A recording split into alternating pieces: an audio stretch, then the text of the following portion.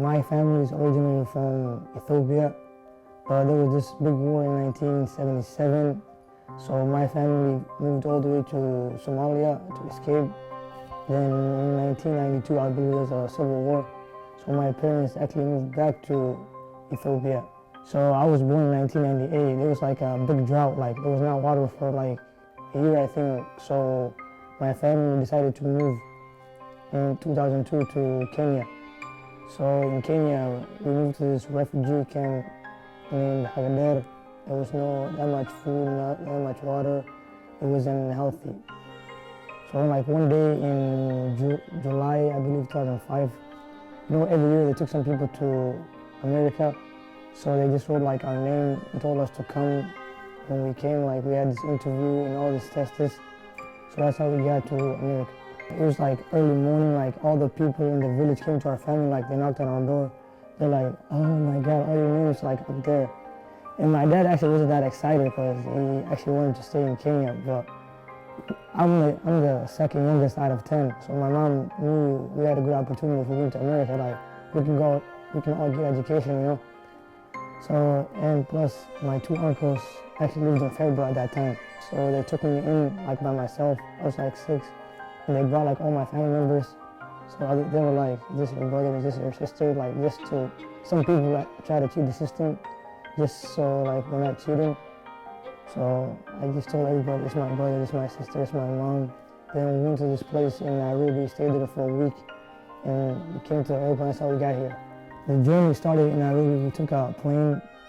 We were the only Somali, like black people in the plane. There was like all white people. First we stopped at New York, then took an airplane from New York to all the way to Dallas.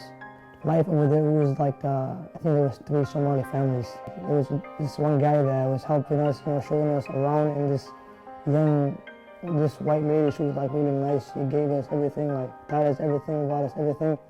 So she just drove us around. We were there for like 8 months. We had former family here, so they came to us and brought us to Minnesota. My first day of school, when I was in Africa, I thought like America was only like white people, right? I only saw like one white guy because it was all black and all Mexican and me. So we were like Dallas, was a really mixed state, a city. So it was like 3 white kids and all Mexican, all black, So I just got adapted to it. When I was there for like 3 weeks, everybody, they didn't treat me that bad because we were all already mixed. So I was not the outlier. I've been in Faribault like most of my life, so I've been here so long, I know everything, almost everybody, I was like one of the only like few Somali kids that were here. Now there's like thousands and thousands of Somali kids, so I've been here like through the whole journey in Faribault. I play soccer for the Faribault high school team. We have the most unique team because our team is like white people, black people, Mexican people. We're doing like bad like all these years, because we could never understand each other, like we never pass the ball to each other. But this year we went all the way to state because we finally, started understanding each other, started bonding, Now I'm finally a senior. It's good to see how Faribault is changing. I see the future is bright because now all the Mexican, Somali, black, whatever you are, orange, now they're all communicating, they all trust each other.